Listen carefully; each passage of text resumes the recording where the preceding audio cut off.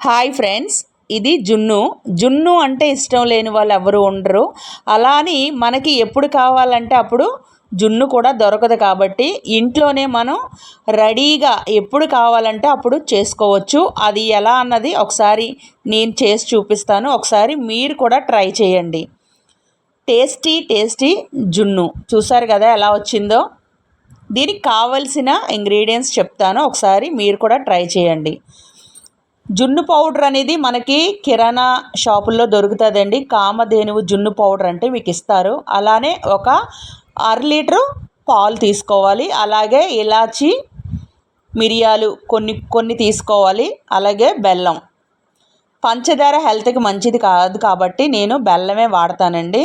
ఇప్పుడు అలానే ఇలాచి, మిరియాలు బాగా దంచుకోవాలి.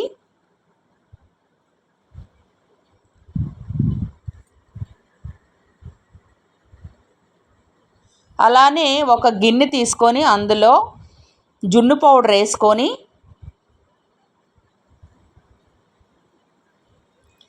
అలాగే ఒక కప్పు బెల్లం వేసుకొని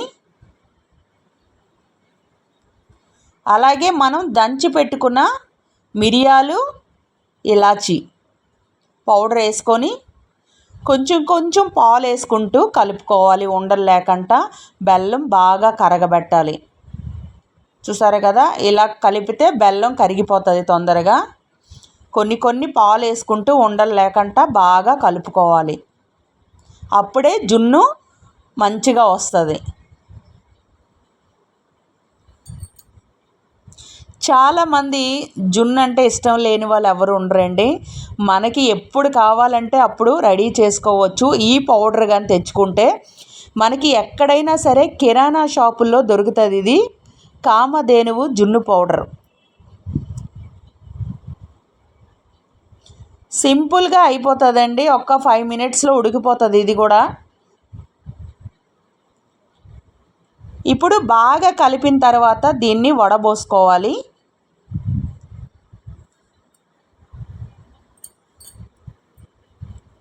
బెల్లం తీపి సరిపోయింది, కాకపోతే కరగలేని బెల్లాన్ని తీసేస్తున్నాను నేను.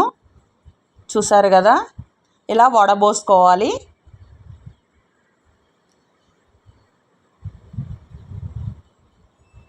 ఇలా వడబోసుకుంటే అందులో ఉన్న మిరియాలు అది కూడా మొత్తం వచ్చేస్తుంది. దాంట్లో ఉన్న రసం దిగుతుంది, సరిపోద్ది. ఇప్పుడు ఒకసారి బాగా కలుపుకొని దీన్ని ఆవిరిలో ఉడికించుకోవాలి. అది ఎలా అన్నది ఒకసారి చూపిస్తాను చూడండి.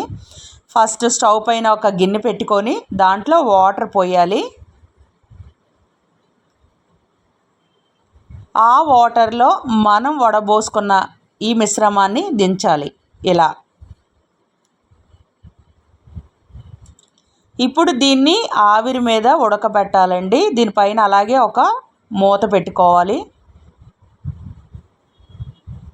దానిపైన కుక్కర్ మూత పెట్టాను, అంటే విజిల్ పెట్టవసరం లేదు, ఆవిరికి ఉడికితే సరిపోతుంది. నేను విజిల్ పెట్టలేదు. చూసారు కదా, అయిపోయింది. ఫైనల్గా జున్ను ఎలా వచ్చిందో మీకు చూపిస్తాను చూడండి.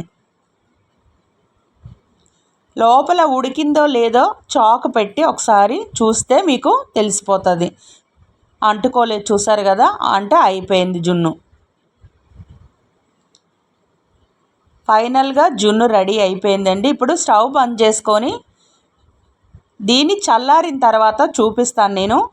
అంటే ఇది నైట్ అంతా మీరు ఫ్రిడ్జ్లో పెట్టుకుంటే మార్నింగ్కి ఇంకా గడ్డలా వస్తుంది. కాకపోతే నేను అప్పటికప్పటికే మీకు చూపిస్తున్నాను కాబట్టి కొంచెం మెత్తగా ఉంది, విడిపోతుంది. చూసారు కదా, నేను అప్పటికప్పుడే చూపిస్తున్నాను, కానీ దీన్ని ఫ్రిడ్జ్లో పెట్టుకొని తింటే చాలా టేస్ట్ ఉంటుంది. చూసారు కదా, కొంచెం మెత్తగా ఉంది. గట్టిగా అవ్వాలంటే ఫ్రిడ్జ్లో పెట్టుకోవాలి.